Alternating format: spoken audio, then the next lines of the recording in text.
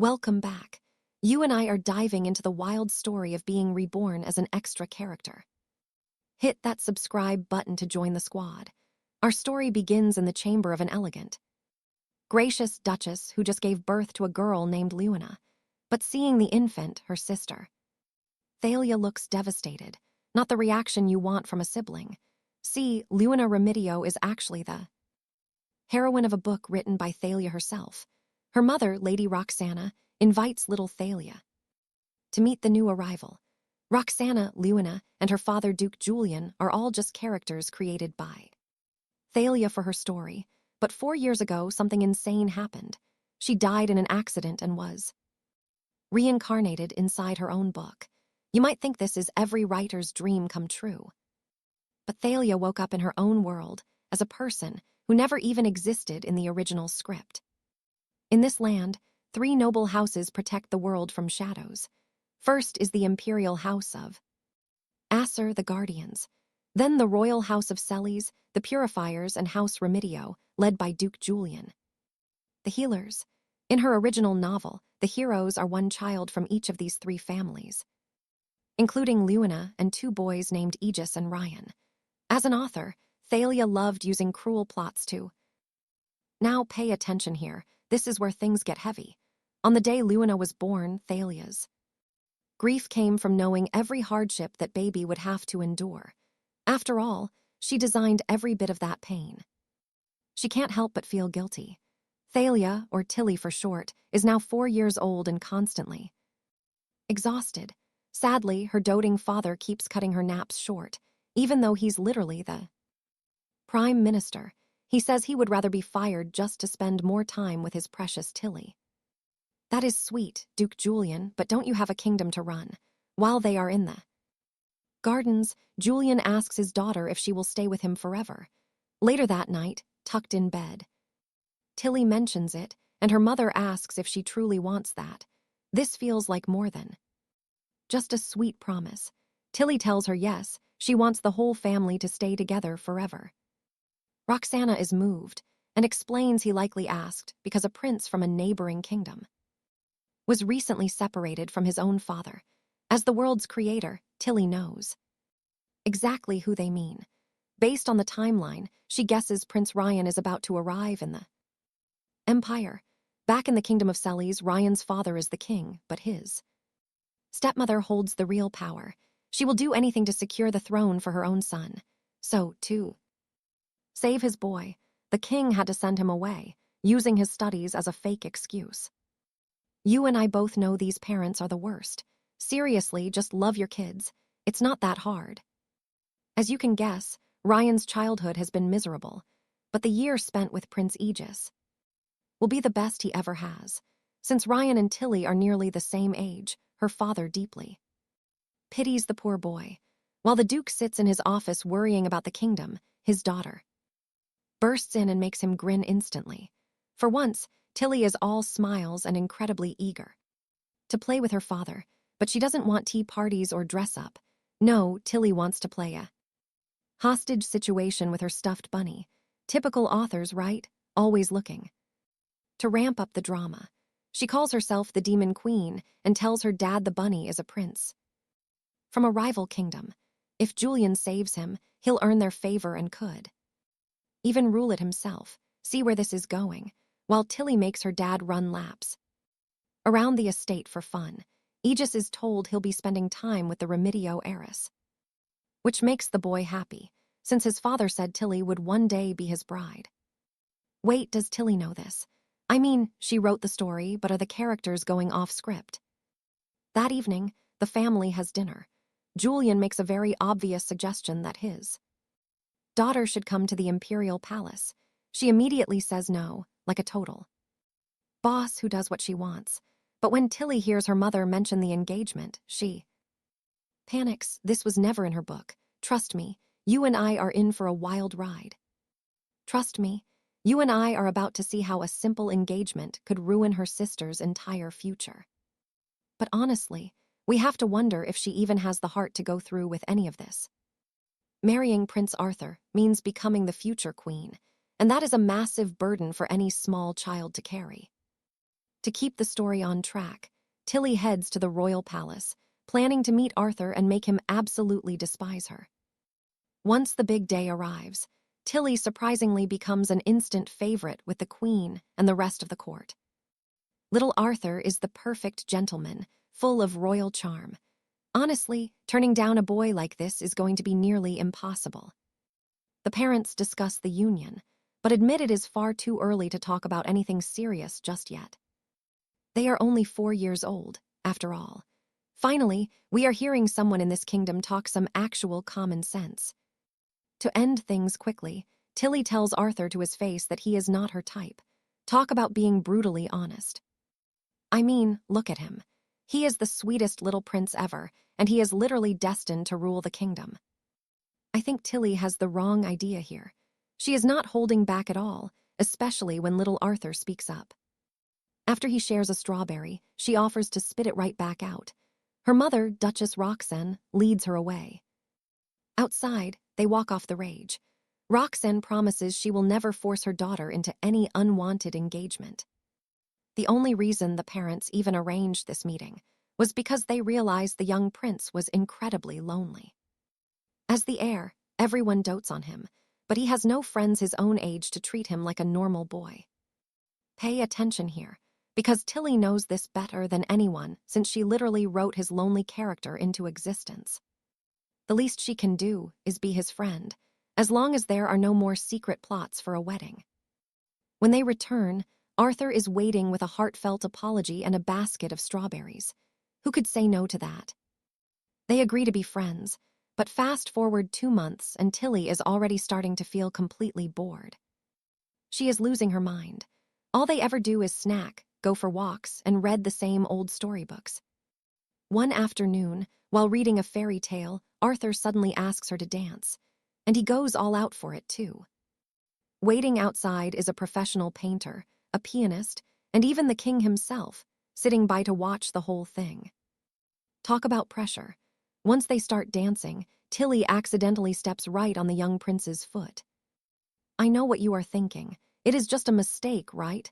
But she becomes depressed, and by the next day, she is back to her disinterested self, while the prince tries everything to please her, even suggesting a garden walk. He offers her a piggyback ride in the garden. I sometimes forget he is the royal one in this weird relationship. While Tilly gets the royal treatment, Arthur asks about her sister Elora, mentioned he always wanted a younger sibling of his own.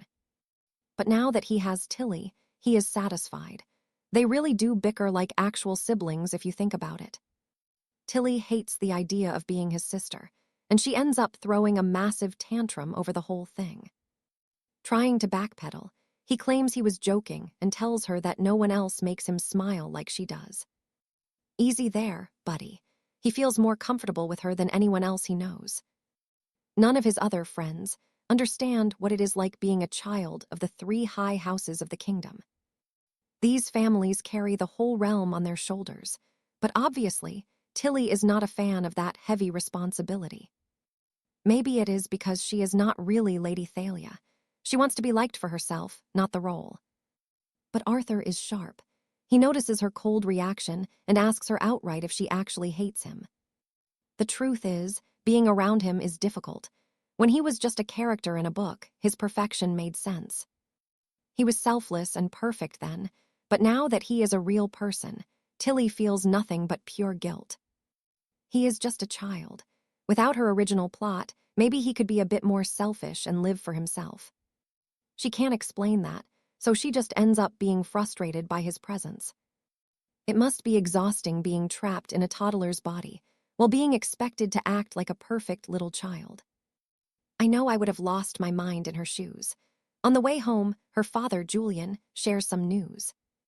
2 high houses are gathering this weekend, and oh boy, this is certainly not going to end well at all. I just know Tilly is going to say something reckless about the prince right in front of the king himself. Meanwhile, the royals gather in Arthur's bedroom after tucking him in. King Richard asks his wife for her honest thoughts. He asks Queen Elinor what she thinks of little Tilly, and she calls her a perfect angel. Wild, right? Can you believe it? Even after she stormed out like an arrogant princess, she still likes her. Maybe they are just two of a kind. Lady Charlotte has been worried about her son for ages. He is far too mature and way too dedicated to the crown. He picks friends for political gain, so he needs someone he can finally relax around and just be a normal kid.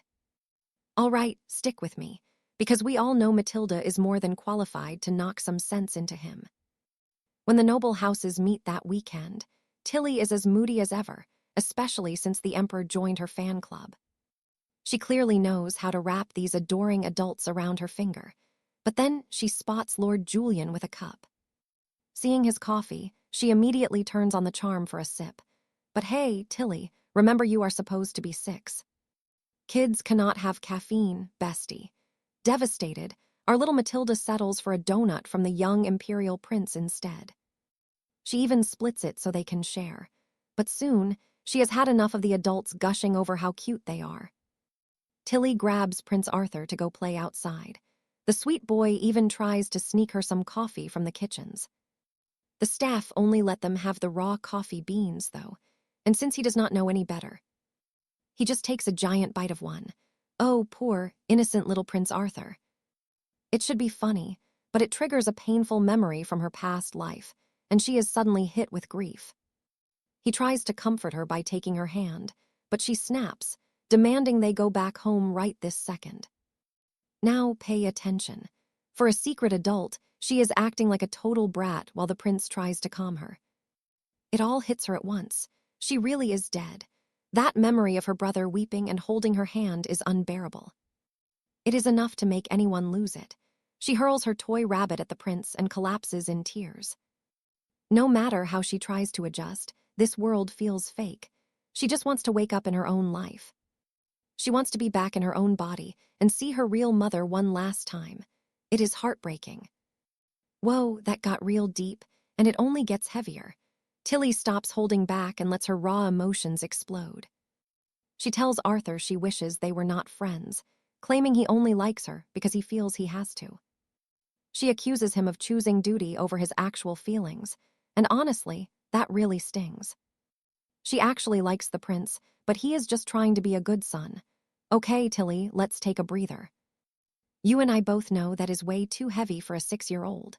Poor Arthur is totally lost. Confused, he says he truly likes her, but wonders if he would feel the same if she were someone else. Would he treat any girl the same way? Even I would struggle to answer a question that deep. It is no surprise when the poor boy starts to cry. Seeing this, Matilda finally softens up and comforts him. She likes him for who he is, but wants him to be a bit more selfish. After all, he is already such a good person. He will be a great prince either way, so he can afford to relax a little. This makes Matilda realize something. Maybe she was put here for a reason.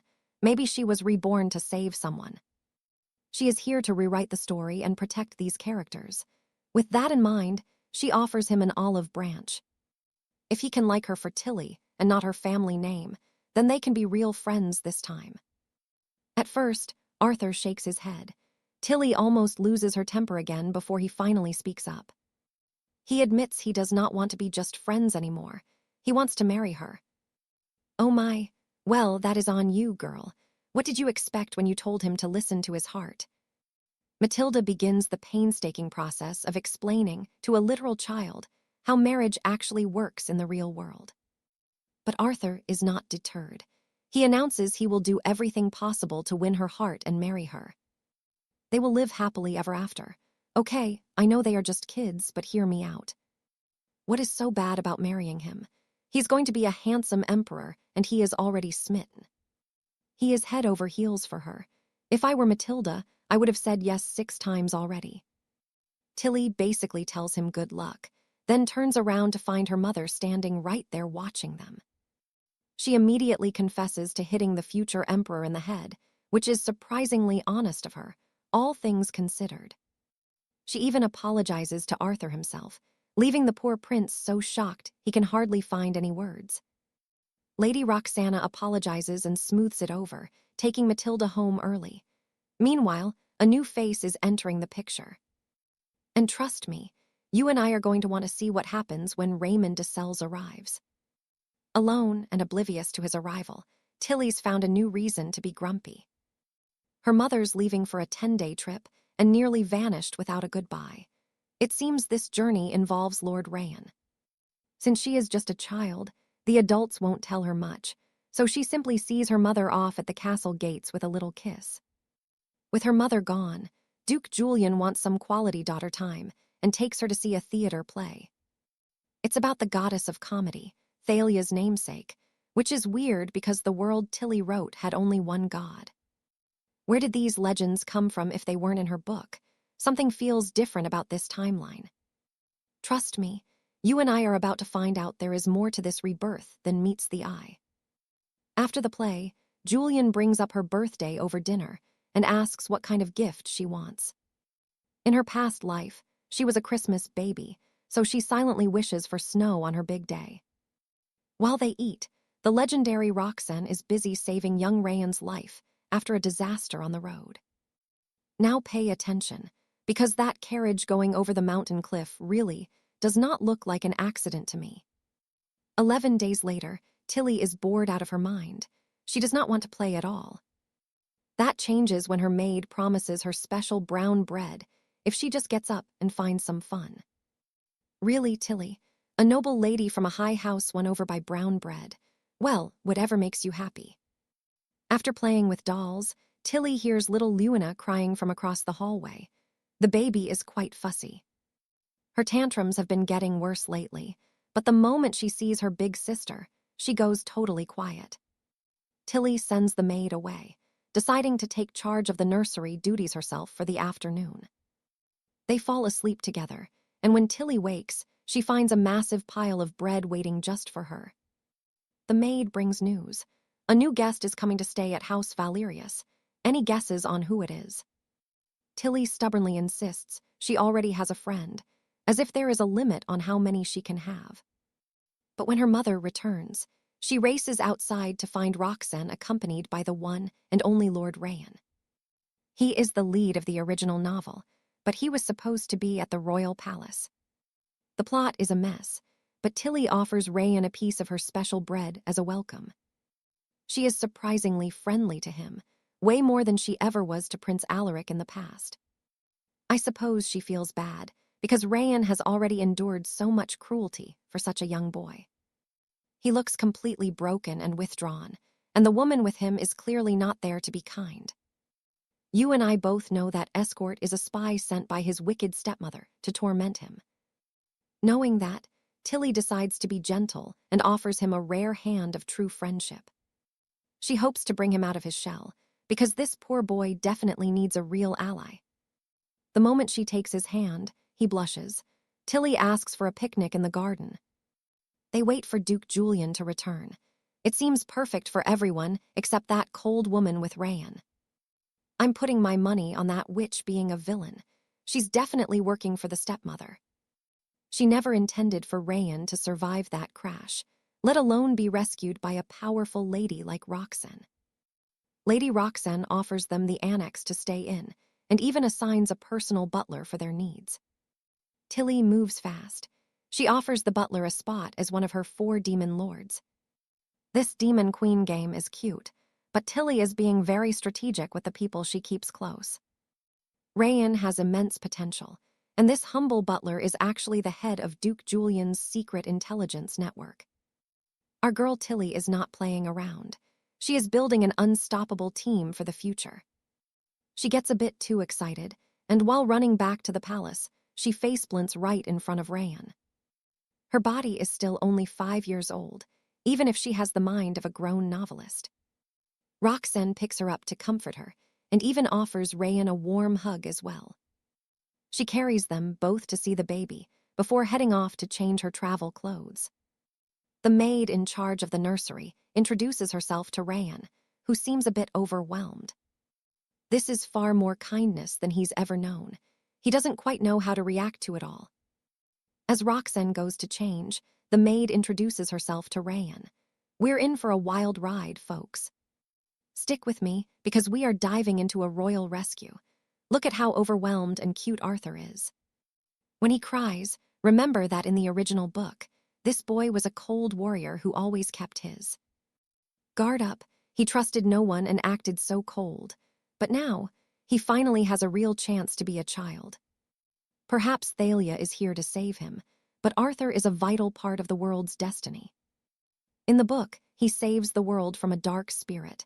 Does he actually need a traumatic childhood to do that? Regardless, the plot is already changing in so many unexpected ways right now. We are off script. For starters, Thalia exists. Who can say how the rest of this story will play out for them? Once they settle in, Arthur devours pastries. Thalia finally learns the truth about the deadly carriage ambush. Her parents decided to hide him in their duchy, rather than sending him to the royal citadel. There are suspicions about the attack, but Thalia is more curious why her parents defied the original plot. Maybe Duke Julian took her words to heart when she told him to protect the young foreign prince. Whatever the reason, I am just glad he is safe. The boy has been starved for years. He has been neglected his whole life. He does not even believe that a full dinner is coming. Thalia promises him that from now on, they will eat every single meal together as a family. That includes breakfast, lunch, dinner, and obviously plenty of delicious snacks in between for the little prince. That evening, Arthur is visibly trembling under the cold, watchful eyes of the head governess, Dame Margaret. The woman has a punishing schedule, with grueling classes from dawn until the late night. Now, pay attention here. Thalia refuses to leave him with that woman, so she joins the classes too. That is selfless. If I were 5 again, the last thing you would catch me doing is studying. Her parents are stunned and agree immediately. This is the first time Thalia has ever wanted to learn. It makes sense, though, since she already has the sharp mind of a fully grown adult woman. The governess hates it, but must obey. However, Thalia regrets her choice the moment she sits down. Arthur's schoolwork is not even educational. It is just mindless, repetitive labor meant to break his spirit. He is just copying complex texts over and over. The words are far too advanced for a child. He does not understand what he is writing. This teacher is clearly just being a cruel bully. The man even mocks the prince's effort. Honestly, I would not be trying very hard either. No child wants to copy out massive philosophy books 5 times a day. It is absolutely ridiculous. Thalia sends Arthur away, and then confronts the teacher, ripping the grueling scrolls right in half. She demands to know who ordered this.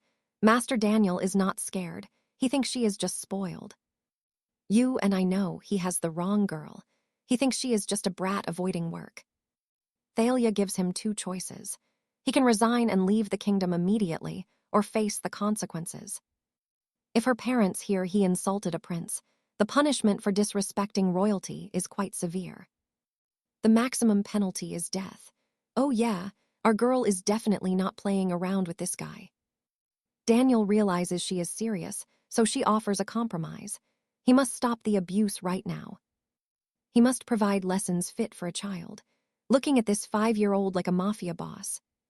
He obviously picks the third option. Unfortunately, Daniel is not the only cruel teacher in this house. Arthur later admits that another tutor whipped him 30 times just for failing a simple test. This poor boy, the trauma runs deep. Thalia realizes she is in for a very long battle. She is determined to fix his life. She orders the maid to cancel the rest of today's lessons. She takes Arthur outside to the gardens and makes him a flower crown, placing it on his head. She struggles not to squeal at how precious he looks. Then, Mary the maid comes running over. We learn Mary's history. She was a friend of Duchess Roxanne, who was once destined for tragedy. In the original book, she was meant to lose everything, but in this life, she was given baby Thalia. Raising the little girl gave her a fresh reason to live. This minor plot twist has saved her entire life. Thalia is fixing everything. Trust me, you and I are about to see this kingdom truly change.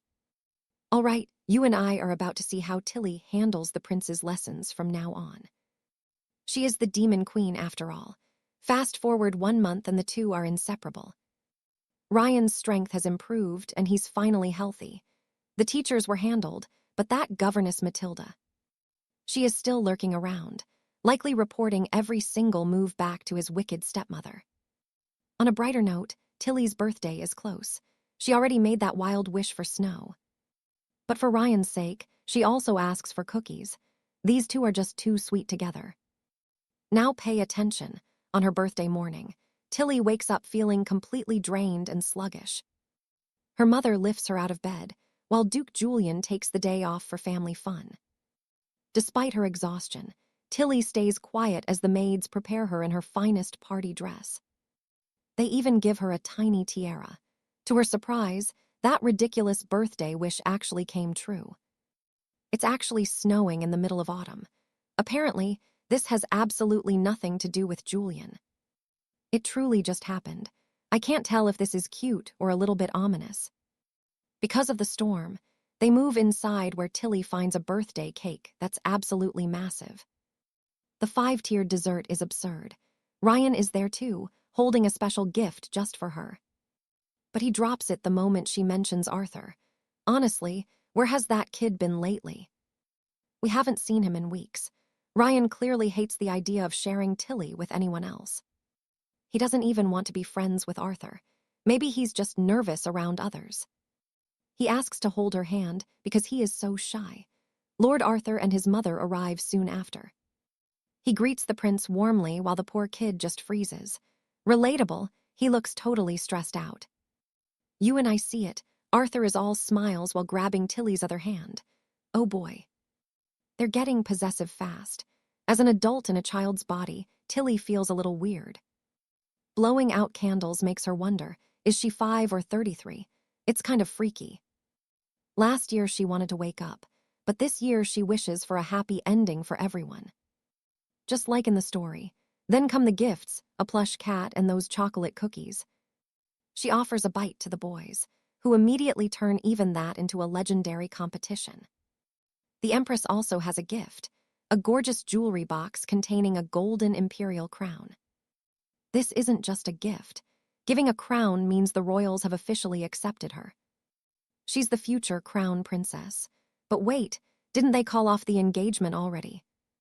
The emperor looks uncomfortable, so this must be the work of Duke Julian or his sons. They're both equally obsessed with her. The party eventually moves outside into the fresh white snow. The children play while the parents watch. The boys try to build a snowman together. But they are completely incapable of working as a team. Neither wants anything to do with the other. So Tilly just grabs them both and forces them to build one big snow person together. It's strange to see them clashing. In the original novel, these two were supposed to be best friends. Clearly, Tilly's presence has twisted the entire timeline from what it used to be. It was only a matter of time before one of them finally snapped and acted out. While fighting over her, Ryan pushes Arthur down. He isn't actually hurt, but Tilly shouts in anger. She apologizes, but tells him firmly that he shouldn't ever push a friend like that. The damage is already done. Ryan becomes withdrawn and dark, which makes Tilly feel absolutely terrible. Seeing her sadness, Arthur announces he's going to go and make up with the prince. He realizes that fighting over her will only make her hate them both in the end. So he agrees to be friends with Ryan from now on. Well, that was surprisingly quick. At least Arthur is being sensible. Tilly is grateful but warns him to put himself first. She doesn't want him to be a friend just because he has to. That's being a pushover. Trust me, you and I just heard Arthur admit he's only a pushover for Tilly. Matilda watches Raymond run off, wondering how to save him from his grim fate in this royal house. She can protect him while he stays with them, but once he returns to his kingdom, everything will fall apart again. In the original story, he is only supposed to be away for one single year before tragedy strikes him. How can she fix his whole life in 12 months? Our poor lead always has the weight of the world on her shoulders. Stick with me. This 5-year-old girl actually has a 33-year-old soul. Meanwhile, Raymond is sobbing on Duchess Rosalind's lap when Prince Arthur enters, making the poor boy jump up to apologize immediately. The prince forgives him instantly, but Arthur wouldn't be himself if he did not also take a moment to mark his territory. He tells Raymond plainly that he likes Matilda in a special way, the kind of way that leads to a royal wedding someday. Talk about staking a claim early. This prince definitely knows exactly what he wants for his future. But he reassures him that Matilda has room for everyone, and they can all stay friends without anything changing between the three of them. They agree to be allies, and Raymond is so charmed by the Golden Prince that he even agrees to help him. Wait, Raymond, you are literally promising to help the prince make Matilda fall in love with him in a special way. Now, you and I know this is a bad move, because Raymond clearly has feelings of his own. That night, as Matilda drifts off to sleep, her tiny body suddenly starts feeling incredibly heavy and drained. She wakes up to find a mysterious man standing in her room, a man who looks exactly like a grown-up version of Raymond. He claims the real Raymond is fast asleep, leaving Matilda terrified by this ghostly vision at the foot of her bed. The stranger warns her of the coming pain, revealing she used her sacred grace to create snow without even realizing she did it. Since she is far too young to control such power, it is going to take a massive toll on her tiny body. None of this makes sense to her. No power should be able to control the weather like a literal goddess. Besides, she is not the one meant to inherit the sacred grace. That is supposed to be Lady Lucinda's destiny. This mysterious visitor is not being very helpful, but he warns her never to make another wish until she is an adult. If she ignores him, the price will be her very life. Talk about a dark message to receive on your 5th birthday. True to his word, the very next morning, Matilda wakes up feeling absolutely miserable and weak. The royal doctor calls it a simple cold, but our girl has way more than a fever on her mind right now. You see, she has never been sick before, and in this world, that is a huge red flag. As a member of the great houses, her baptism gave her divine immunity, making her much stronger than any normal commoner child. So even a minor cough is a huge deal for someone with her bloodline. It means her power is totally out of balance. Lord Raymond is so worried he has been pacing outside her door all morning, though he is forbidden from entering her room. Matilda tells the maids to send him away to play with her toys, hoping a few distractions will stop his worrying. While she suffers through the fever alone, her father, Duke Julian, is having an even worse time, consumed by a dark suspicion. He is terrified because he knows exactly why his daughter has suddenly collapsed, and the truth is far from a cold. When a child's magic triggers early, it is called an awakening, but in their family history, that is a death sentence. His own ancestor awakened at age 10 and was dead by 22. Matilda is only 5. The math is terrifying. She has to stop accidentally using her magic if she wants to survive long enough to even see her own adulthood. There is another reason Julian is panicking. An early awakening is a sign that the dark entity is finally returning. It is a prophecy of doom for the entire kingdom, and his little girl is right at the center of the storm. Haunted by these thoughts, the Duke rushes home early just to be by his daughter's side once more. Matilda is feeling better and is demanding cookies, so her father and Raymond head straight to the royal sweet shop. They return with a mountain of treats, piling them onto her bed like a sugar-filled treasure hoard for their little princess. Seriously, what is so bad about her life? I would trade places with her for all those sweets in a heartbeat. By the next morning, Matilda is her cheerful self again, ready to run off and play with her boys. She finds Raymond and Prince Arthur getting along like brothers, even drawing a picture of the three of them with their snowman. They even drew a picture of the three of them together with their brand new snowman. They are relieved she is awake, but they are still worried since nobles rarely catch a simple commoner cold. And trust me, people are already suspecting the dangerous secret she is trying so hard to hide. Stick with me, because you and I are about to watch Matilda try and wish for everyone to be happy. Even though it might take a while, eventually it will come true. That is actually adorable, and I guess it also makes total sense to a 5-year-old. Sadly, Matilda is playing it fast and loose with this whole wishing situation. She is desperate to fix the world, so she starts planning more wishes to help all of her new friends. Almost immediately, she gets another visit from adult Arthur, who warns her against the entire idea. Listen to him, Matilda. You won't see 18 if you keep this up. He makes her promise not to use her powers at all until she is at least 15 years old. Matilda agrees, but only out loud. She has no intention of keeping that promise. This mysterious adult Arthur asks who she really is to use such power. If she admitted she authored this entire universe, he would lose his mind, so she just claims she doesn't know. All she knows is that she's here to save someone. Now pay attention, because here is where the truth gets blurry. She isn't sure if she can save a person without destroying the universe. Then, she finally gives him her real name. Mirror for Dragon, the first time she has told anyone since arriving here. It is incredibly epic. These two seem like kindred spirits, forming a strong bond during these secret dream meetings. These two seem like forging a strong bond.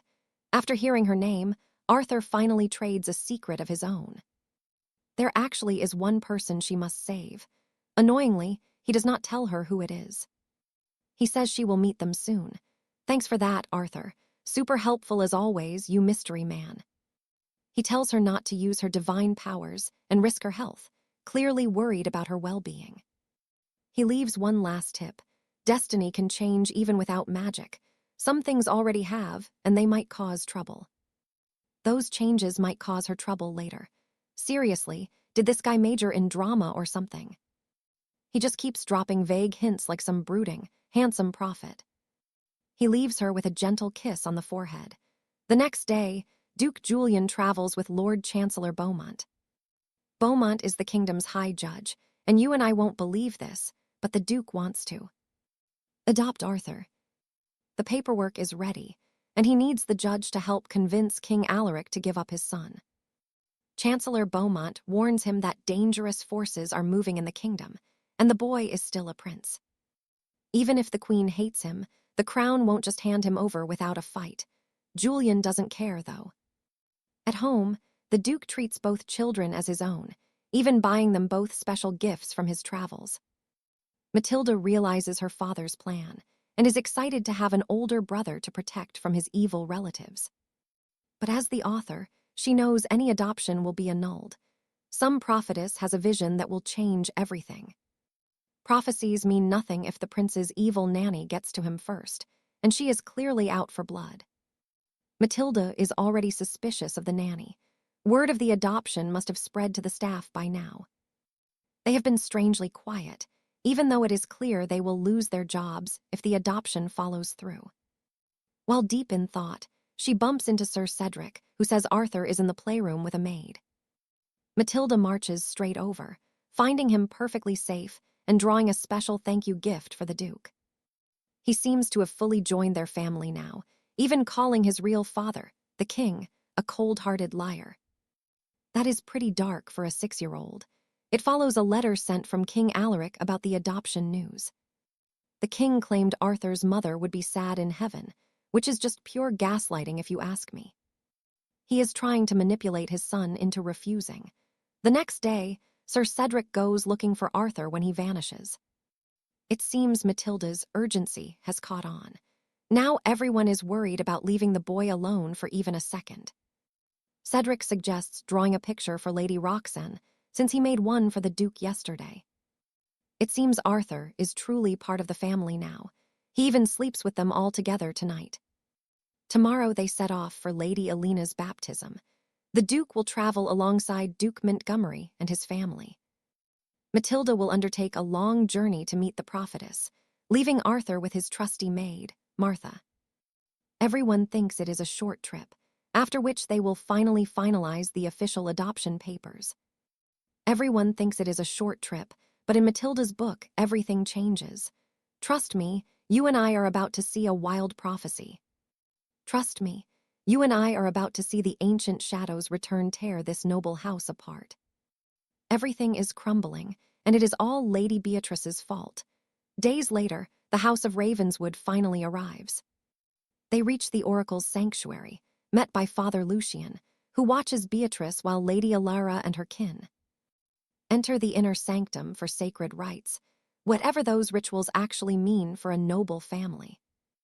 Father Lucian is surprisingly kind, offering Beatrice sweets while mentioning he was the one who baptized her years ago. As they tour the Grand Temple, Beatrice spots a dark corridor and asks where the path leads. Lucian invites her inside. The oracle awaits, he says, to deliver a prophecy meant for her ears alone. Finally, we learn about this eerie oracle. She is the vessel for divine visions that guide heroes. She usually helps protagonists find their destiny. At least, that is how the original story goes. But in that book, Beatrice was never the chosen one, it was Alara. Inside, Beatrice finds the oracle at prayer. She stands up, though she had been paralyzed for 20 days before this child arrived.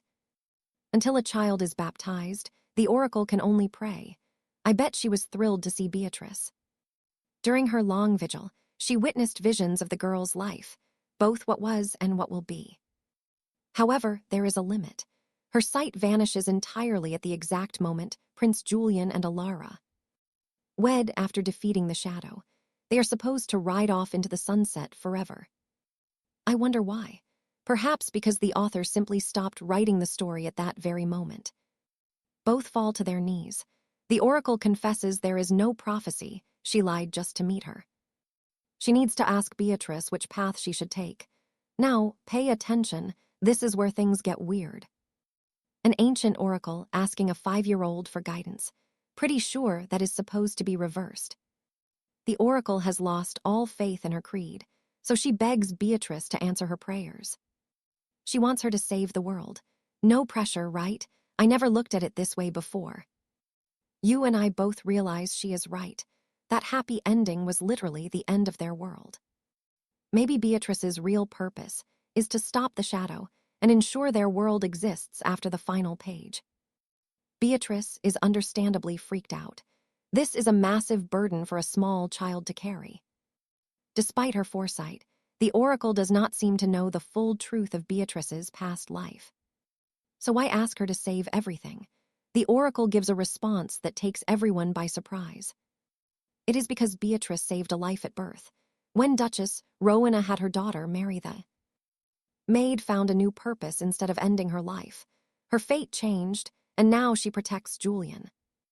It seems her true destiny is to save everyone in this magical kingdom, not just one person. Beatrice asks how to save them. The ancient woman weeps, grateful the savior she prayed for is here. 20 days later, Alara is baptized and the original prophecy is spoken. The Shadow's return is finally official. These children are named the new guardians of the realm. To everyone else, this news is absolutely terrifying. When word reaches the royal citadel, King Alaric is horrified. Along with the news comes a secret letter. The oracle commands Alaric to immediately detain Mistress Ursula, the prince's royal nanny. It seems it is already too late. Little Julian coughs up blood and collapses onto the cold floor. Beside him, can you believe she did it? Surely he is not dead or the prophecy fails. When they seize Ursula, they find her just as ill. The court physician has a grim theory. She likely mishandled the very poison used on the prince. Honestly, she deserves it for being so cruel. The king orders her kept alive, but Julian is the priority. The poor boy is fighting for his life. Squire Arthur is weeping by the bed when Mary arrives, promising him the prince will eventually recover. Arthur feels crushed by guilt. Beatrice told him to stay close, yet he could not stop the poisoning. They ate the same food, yet Ursula was skilled enough to target only the young prince. Mary tells him it is not his fault. Together, they pray for the boy's quick recovery. Duchess Rowena returns and she is furious. She pushes the king aside, literally knocking him out to rest. And that is where we leave it. Sometimes that is how you handle people who will not listen. Lady Clara rushed to Julian the moment they arrived. If Alastair felt guilty, her own pain was 10 times worse. This never happened in the original chronicles. Her presence only seemed to bring darkness to those she loved most. No matter how she tries to save them, she refuses to let him suffer and prays for his recovery. All right, you and I are about to see Clara make a very dangerous mistake with her hidden magic. 2 days later, the king awakens from his magically induced sleep. The queen shares the news of Julian's recovery. They never found an antidote, but the poison miraculously left his body, and he made a full, healthy recovery. Ever since then, Alistair and Clara had been sick with fever. It's pretty obvious what actually happened here. It seems they shared the burden. Does this mean Alistair's divine powers have finally started to awaken too? Lady Seraphina has been leading the investigation, though she's mostly just focused on getting her cold-blooded revenge. She struck Lady Genevieve so hard she left her concussed. Honestly, looking at the evidence, I can't blame her. Now pay attention, because this next discovery about Genevieve's treachery is going to make you feel sick. That gaslighting letter from the king was forged by Genevieve herself. I knew he wasn't that heartless of a father. He is flawed, but not that cruel. Even worse than the mental manipulation she inflicted on the young prince. She also sprinkled poison powder on the letter before handing it over. He has been slowly ingesting it. How someone can be so evil to a little kid, I will never know. It is truly heartless. All I can say is that I hope Genevieve gets the dark ending she deserves for her crimes. Meanwhile, Clara and Alistair are recovering from their fever in bed. She asks the prince if he made a wish. He admits he prayed to share Julian's pain. Clara seems angry, though she did the exact same thing herself. She tells him never to risk himself again, but for the first time, the prince actually says no. On his last birthday, he wished for them to marry. He's sworn to make that same wish next year too. You and I saw that coming, right? But things are getting even more intense in the Northern Kingdom. Word reaches King Silas about his son, and he's furious. The queen denies it, but her guilt is obvious. She clearly provided the poison and the seal. Her cruelty finally pushes King Silas over the edge.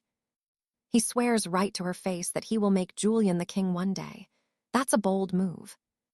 But what does that mean for the adoption? Back at House Valerius, Julian is finally well enough to walk. The Duke and Duchess are there to watch his first steps like the nervous, anxious parents they are. He knows the letter was fake and apologizes for hiding it. He fears the adoption will be cancelled now. But it's already been approved. The king agreed before the prophecy, so now he is officially their son. Julian is grateful, but to their surprise, he wants to go back home. He feels a strong sense of duty. The news of the Shadow's return changed everything. It doesn't matter where he lives, they are still his parents. They can visit him all the time, but when he tells Alistair and Clara, they are both heartbroken. Clara refuses to let him go and even shouts at him. Instead of answering, Julian just hugs them both. He knows they saved him and wants to return the favor by protecting them. To do that, he must leave. He thanks them for everything and says he'll never forget them. In return, Clara tells him to stay strong. She reassures him they'll always be there, no matter what. And with that, Julian finally departs. Now it's back to the original duo, Clara and Alistair. Alistair immediately gets back to his #1 priority. He's determined to make Clara fall in love with him. Barely a week after his rival left, he acts. He asks her on a date and steals a kiss on her cheek. Whoa there, buddy, slow down. Just because Julian is gone doesn't mean you can rush the romance. Fast forward 10 years or so. Our little Clara is all grown up now. She's taking trips to the city and teaching people new skills. She even walks around in disguise to hide her identity. A lot has changed since they were children. Loina is more grown up too. The sisters are still very close with their loving parents. After her secret city outing, Clara has breakfast with them all together. It is a peaceful morning. So what do you and I take from this? Time flies, but some bonds are just unbreakable. Clearly, she's been forcing just about everyone to learn the art of modern living. Rowena wants coffee immediately after seeing her elegant older sister drinking the dark brew from the kitchen staff too. Rowena is eager to try it herself. She asks if they can travel into the city together to visit a real cafe. They can also find Alaric a birthday present while there. His succession ceremony is coming up, and it will be a massive event. I just realized we finally see Alaric all grown up. Stick with me, we are in for a treat. Is it bad that I hope he is still obsessed? Alaric is definitely still thinking about his future marriage. With his ceremony around the corner, many noble families hope to secure an alliance by proposing their young daughters to him. One suggestion comes from Lady 𝒆𝒄𝒂𝒄𝒕, who not so subtly offers to accompany him to parties in Matilda's place. But even Lady 𝒆𝒄𝒂𝒄𝒕 is aware of his feelings for House 𝑵𝒉𝒂𝒄𝒕. Everyone seems to know his intentions. Now pay attention, because everyone knows his intentions except for Matilda herself. Let's see what happens next. Matilda and Rowena are back at the same tea house she visited earlier. She actually owns a massive stake here and has built a friendship with a waiter. Of course, the waiter will not recognize her as the noble Lady Matilda while she wears a disguise. Rowena sees her sister worrying about business and tells her to loosen up. They are out on the town. These sisters do not get much of a chance these days to just hang out and be their true selves. Matilda has been so caught up with the coffee shop that she tries to relax. The talk turns to gifts. She has no idea what to get him. It needs to be meaningful without being over the top or romantic. Rowena is not helping by making such a big deal of it. She has decided to get him a horse. You know, the classic gift for a young lord coming of age. This present situation is also quite complex. Matilda is trying to signify friendship and nothing too romantic with her gift. Things have gotten tangled since childhood. The three families are forbidden from marrying each other to ensure the continuation of their ancient noble bloodlines. So she goes for cufflinks and buys them with a special set of rubies to make them more exciting. After their shopping, the sisters are walking through the town when Rowena asks Matilda about her own birthday gift. Of course, someone as organized as Matilda already has an idea, but she will not share the secret yet. Oh, look who is being mysterious now. You saw that too, right? Matilda is finally learning how to play the long game. All she says is that it involves 2 purple sapphires for something she will need when she is older. Speaking of which, how old is the actual author by now? 40. Does anyone else think this is weird? Is it strange to be flirting with a teenager in your 40s? Anyway, onto one of their weekly hangouts. These are really just dates, if you ask me. Alaric suddenly comes out with a truly shocking confession. He does not want to be the emperor. Matilda is shocked, but she does not scold him for it. At the end of the day, he means enough to her that she would never force him into anything he dislikes. She would never make him do something he hates. But there is just one tiny problem with that lovely ideology. Alaric is the only heir to the imperial throne.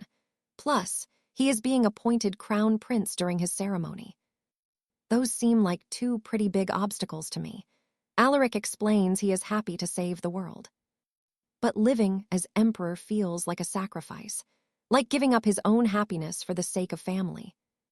The day of the ceremony arrives. Of course, Alaric does his duty and accepts the position of crown prince. While Matilda goes to change for the banquet, her sister and the new prince cook up a secret plan.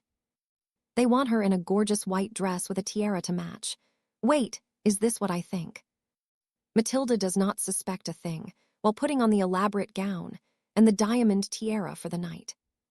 She does not even suspect anything when Alaric comes out wearing literally the exact matching royal outfit. It is just like when they were kids, and he invited her to dance in the garden together. Oh, I cannot handle this. It is way too cute. Matilda is really not getting the message, though. He gives every hint under the sun about marriage before leaning in to say he adores her. He really is the perfect gentleman. How has Matilda refused him for this long? I do not understand it. And that is it for today. What did you think? You and I definitely need the next part. Make sure to subscribe and turn on notifications for all the latest updates on this story. See you in the next chapter.